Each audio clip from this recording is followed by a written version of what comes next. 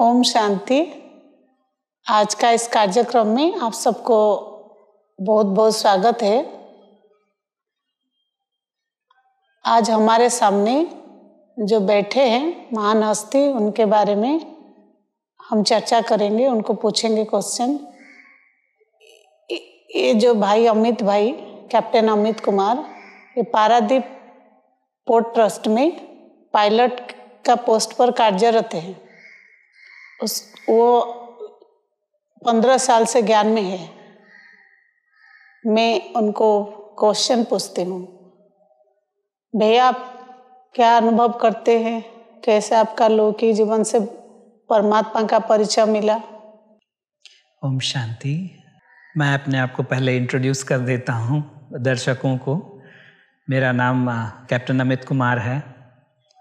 लगभग 15 सालों से प्रजापिता ब्रह्मा कुमारीज ईश्वरीय विश्वविद्यालय के टच में हूँ, रेगुलर स्टूडेंट हूँ। और मैं ही नहीं, मेरा पूरा परिवार, मेरी वाइफ और बेटी सभी ज्ञान में से जुड़े हुए हैं। जो मेरे जीवन में जैसा कि दीदी ने पूछा कि कैसे आए, इस ज्ञान में कैसे आए, तो सबसे पहले वहाँ पर छोटी सी बात बताना चाहूँगा कि जैसे ही हमारी शादी हुई, अपने बारे में जो हमारी भावनाएं थी कि मैं जैसा भी एक अच्छा इंसान हूँ, ये वो जो भी हम नॉर्मली सोचते हैं हमारे बारे में, तो शादी के इमीडिएटली बाद काफ़ी डिफरेंसेस नज़र आए। टेम्परामेंट समझ में आया, काफ़ी गुस्सा आने लग गया था एंड हमारे आपस में बहुत झगड़े होते थे। तो उन्हीं दिनों में प्रजापिता ब्रह्मा कुमारीज ईश्वरीय विश्वविद्यालय का एक कार्यक्रम आता था संस्कार चैनल पर, अवेकनिंग विद ब्रह्मा कुमारी, जहाँ सिस्टर शिवानी के द्वारा चैट शोज देखा करता था मैं। काफ़ी इंटरेस्टिंग लगता था। उनकी बातें सुन करके पता चलता था कि she is talking something very relevant to my life.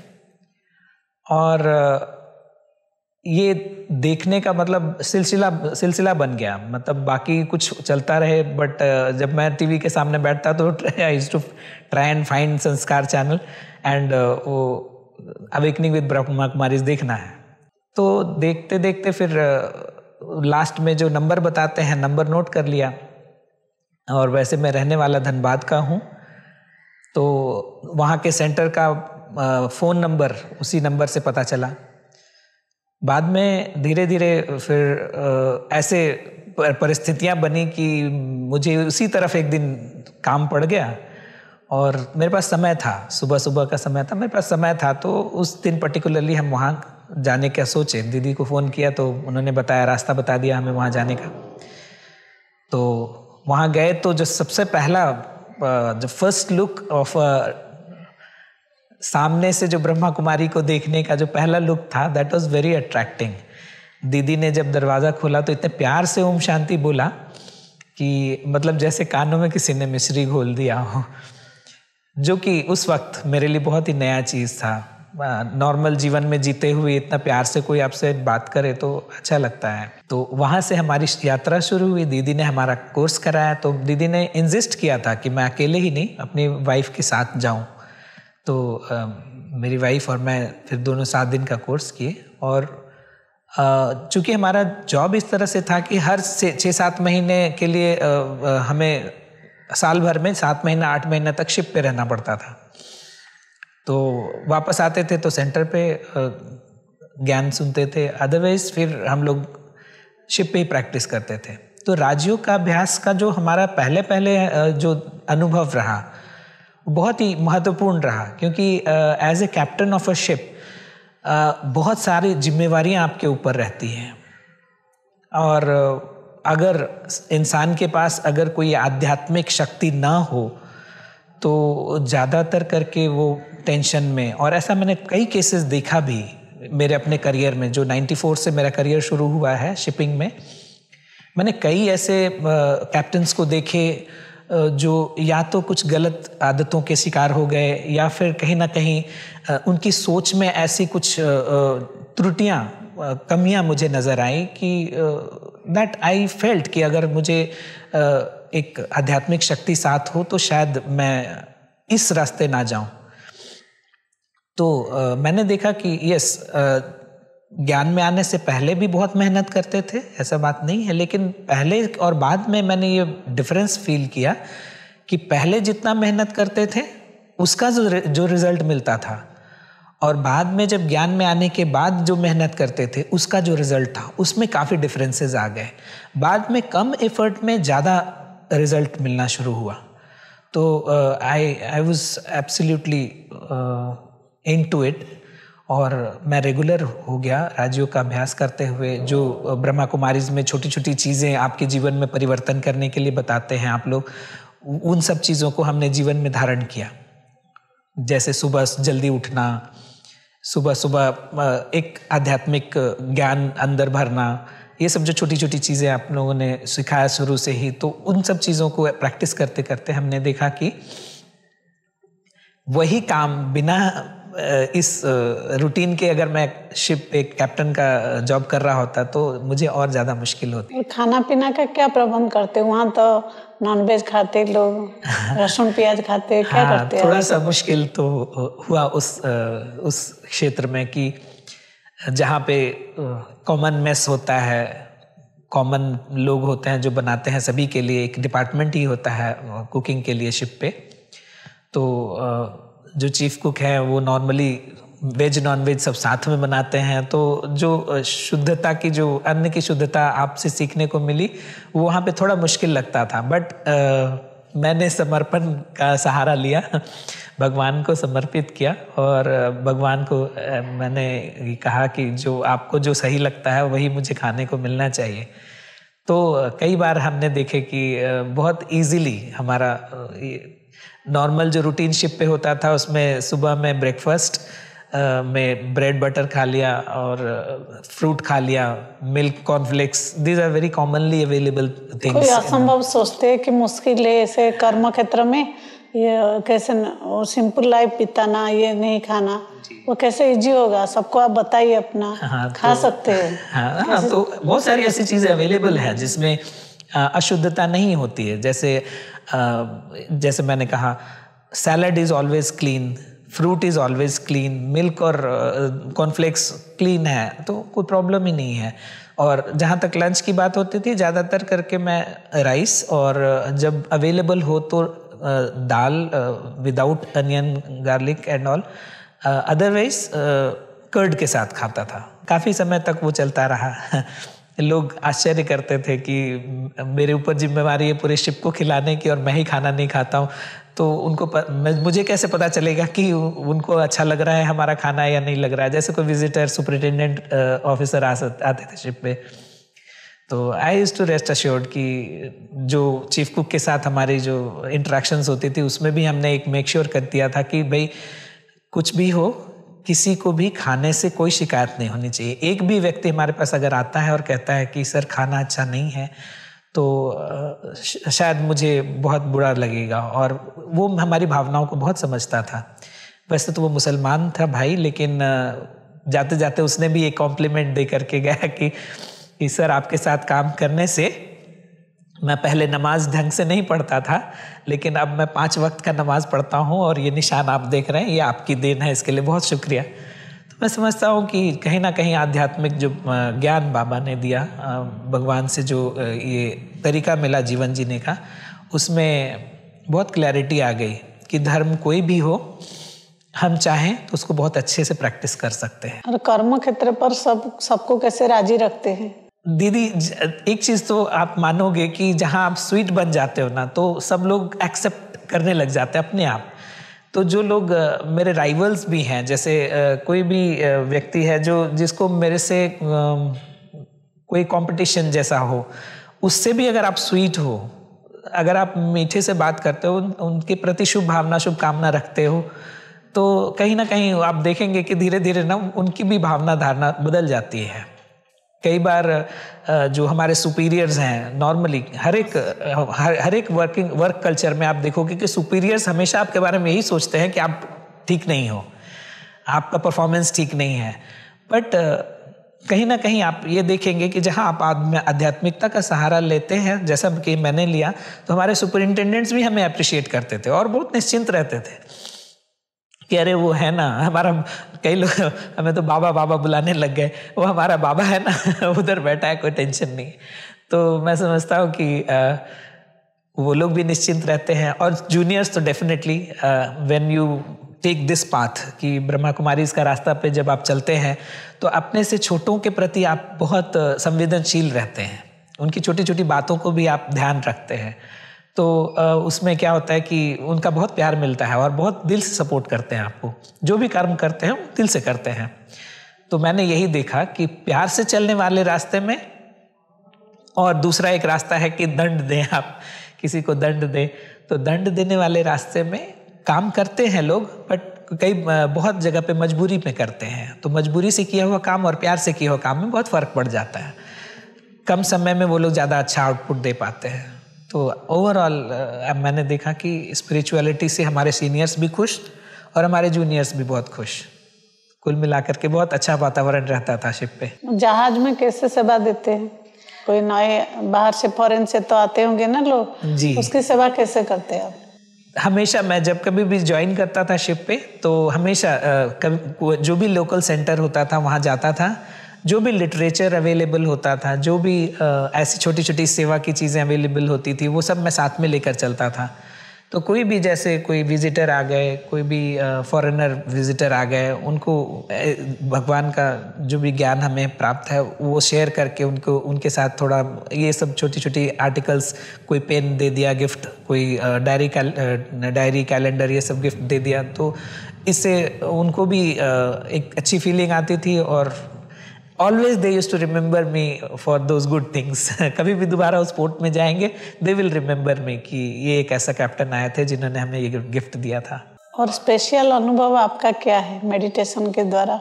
कोई स्पेशल अनुभव बताइए। वो मेरे जीवन में एक मेजर परिवर्तन आया कर्म क्षेत्र में कि जब मैं शिप पे जाना छोड़ करके फिर शोर पे आ गया। तो शोर पे आने के बाद मरीन पायलट का जॉब पारादीप पोर्ट में लिया। वहाँ पर हमने जीवन में देखा कि ये तो रास्ता बहुत अच्छी तरीके से चल रहा था। अब इंटरेक्शंस ज़्यादा होते थे लोगों से। पहले शिप पे तो आपके पास 25-30 लोग ही रहते थे, बट यहाँ पर लोगों से इंटरेक्शंस बहुत ज़्यादा होते थे। तो इंटरेक्शंस के दौरान अब फिर ऐसे ही बुद्धि में आया कि क्यों ना कुछ शेयर करें। तो I started with a toffee box. एक टॉफ़ी बॉक्स हमने रखना शुरू किया और जिस किसी भी फिर शिप पे जाते थे तो पायलट का काम होता है कि जहाज को बाहर से जहाँ तक कैप्टन लेकर आते हैं पोर्ट में, वहाँ से टेक ओवर करना, मतलब म्यूचुअल अंडरस्टैंडिंग से टेक ओवर, ऐसे नहीं कोई रिटर्न ये नहीं होता, म्यूचुअल अंडरस्टैंडिंग से टेक ओवर करना और शिप को सेफली बर्थ तक लेकर आना। तो एक बहुत ही कॉर्डियल रिलेशनशिप की ज़रूरत पड़ती है, जहाँ पर कैप्टन को आपके ऊपर भरोसा होना चाहिए, वहीं आपको ये यकीन होना चाहिए कि कैप्टन जो शिप ऑफर कर रहे हैं वो कोई प्रॉब्लम में नहीं है, उसके सारे मशीनरी ठीक चल रहे हैं, उसका सारा सभी स्टाफ जो है वो हेल्दी हैं, they are ready for the job. तो ये सब mutual understanding few seconds few minutes के इंटरेक्शन से समझ में आ जाता है। तो वैसे में नॉर्मली पायलट्स ऐसा जो ये बिहेवियर बहुत अनकॉमन है कि आकर के आपको गिफ्ट करे पायलट, जो कि मैंने देखा यूएस में और जापान में नॉर्मली ऐसे पायलट्स करते हैं। दे कम विथ स्वीट्स, छोटा सा वो टॉफ़ी वॉफ़ी लेकर के आते हैं। जापान में छोटा सा गिफ्ट लेकर आते हैं पायलट्स। तो ये चीज़ हमने यहाँ पे भी इंडिया में जब मैंने ज्वाइन किया तो मैंने ये चीज़ अपने जीवन में लाने की कोशिश की और वो टॉफ़ी से ही शुरुआत करते हैं। तो दे गेट स्टड कि अरे वाह, pilot has come with a toffee. So सबको ब्रिज टीम में सभी को टॉफ़ी खिलाया, उसके बाद फिर इंटरेक्शन शुरू होता था। तो ये मैंने देखा कि जैसे आध्यात्मिकता में, राजयोग में बताया जाता है कि जो कुछ भी आप कर्म करते हो एक समर्पण भाव से होना चाहिए। तो हम भी ऐसे ही कोई भी जैसा कोई भी शिप को हम लेकर अंदर आते हैं तो हमारा जैसे करियर का शुरुआत हुआ था ट्रेनी पायलट से। तो ट्रेनी पायलट वो चीज़ को मैंने पकड़ के रखा कि मैं ट्रेनी पायलट हूँ और भगवान मेरा ट्रेनर पायलट है तो वो ट्रेनर पायलट को हम हमेशा साथ रखते हैं। तो इवन जब हमारा लाइसेंस कंप्लीट हो चुका, मतलब फुल फ्लेज लाइसेंस मिलने तक भी ट्रेनी पायलट ही बन करके चलता हूँ। आज भी मैं ट्रेनी पायलट बन करके ही चलता हूँ, समर्पण के साथ कि भगवान ये शिप आपको हैंडओवर करता हूँ, आप चलाओ, मेरे हाथ पांव यूज कर लो। तो पहले कोई नशीले चीज खाते थे आप? हाँ दीदी, की तरह छोड़ दिया। हाँ दीदी, ये तो बहुत बड़ा योगदान रहा मेरे जीवन में भगवान का एंड ब्रह्मा कुमारी का। जैसे कि मरीन फील्ड के बारे में ये बातें हैं कि कई लोग सोचते हैं कि टेंशन वगैरह जो है सिगरेट शराब से कम होता है, तो मैं भी इन सब चीज़ों में पड़ गया था। जब तक कि मुझे ज्ञान नहीं मिला मैं भी सिगरेट पीता था, शराब पीता था, ऑफ एंड ऑन। शराब उतना ज़्यादा नहीं, बट सिगरेट की आदत लग चुकी थी और बहुत मुश्किल पड़ रहा था छोड़ना चाहता था। एक बार तो मैंने साल भर तक छोड़ के रखा हुआ था, बट फिर भी एक दिन ऐसा आया, ऐसा सिचुएशन बन गया कि देन आई थॉट कि नहीं अब तो पीना ही पड़ेगा, और वापस शुरू हो गया। तो साल भर छोड़ा हुआ सिगरेट भी इंसान परिस्थिति आने पर पकड़ लेता है। मतलब हमारे पावर ऑफ डिटर्मिनेशन उस वक्त इतनी अच्छी नहीं थी कि मैं उसको हमेशा के लिए छोड़ दूं। लेकिन बाद में जब समझ आया, ज्ञान आया, तो ये सब चीज़ें कब छूट गई पता ही नहीं लगा। तो क्या परिवर्तन अनुभव करते हैं ज्ञान के पहले और अभी ज्ञान लेने के बाद? क्या दीदी मैं तो समझता हूँ मेरा जीवन बदल गया। मेरा ही नहीं, मेरे साथ मेरे परिवार का जीवन बदल गया, मेरा पूरा माहौल बदल गया, मेरे फ्रेंड सर्कल बदल गया। हमारे जो अभी सीनियर्स सुपीरियर्स हैं वो लोग भी वो समझते हैं कि इनका ये जीवन जीने का तरीका ही यही है, तो वो लोग भी कभी भी प्रेस नहीं करते किसी भी चीज़ के लिए। लाइक कॉमन पार्टीज़ होती हैं, तो पार्टीज़ में वो लोग पहले तो बुलाते थे, तो एक दो बार जा करके हमने क्लियर कर दिया कि भाई साहब हमारा ये रास्ता नहीं है। तो जैसे ही उनके समझ में आ गया तो उसके बाद से फिर बुलाना छोड़ दिया उन्होंने। वो जानते हैं कि मुझे बुलाने की ज़रूरत नहीं है, and I don't feel bad about it, I feel happy, क्योंकि जाऊंगा बिना मतलब का फिर उनको भी ज्ञान सुनाना शुरू करूँगा। कई लोग ये चाहते नहीं है कि आप पार्टी के माहौल में जाके ज्ञान सुनाओ, तो इस तरह से भी वो लोग। कोई VIP ज्ञान में आए, आप ज्ञान दिया किसी को, कोई आके अपने जीवन में खुशी शांति की अनुभूति किया? जी बिल्कुल दीदी, मैं समझता हूँ कि after joining as a pilot मेरे रहन सहन का प्रभाव जो सबसे करीबी मेरे फ्रेंड सर्कल में पायलट बने उनके ऊपर तो इमीडिएट हुआ। जैसे मैं तो सिगरेट शराब बिल्कुल ये सब नहीं चलता था, तो जो पायलट्स हमारे मित्र बने, तो जो थोड़ा थोड़ा कभी कभी ओकेजनली भी पीते थे ना, उन्होंने भी एकदम नहीं, मुझे नहीं चाहिए, ये अच्छी बात नहीं है, तो वो तुरंत इंस्पायर हुए मुझसे, तो उन्होंने वो छोड़ दिया। कई लोग कुछ कुछ खाते थे, चबाते थे, वो सब चीज़ें भी छोड़ दी। कई लोग थोड़ा कभी ओकेजनल स्मोकर्स थे, उन्होंने भी छोड़ा।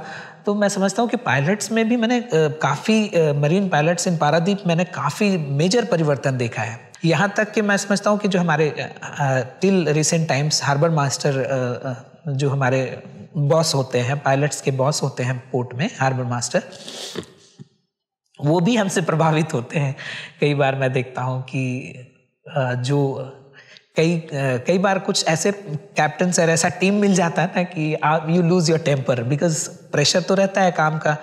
तो वैसे में अगर वो टीम, जिस टीम के साथ आप काम करने जा रहे हो, does not perform the way you want, तो गुस्सा आता है। तो गुस्सा आने से मैंने देखा कई पायलट्स को, जब मैं ट्रेनिंग में था तब मैं देखा गुस्से में पैर पटकते थे, captain I am telling you do it right now otherwise.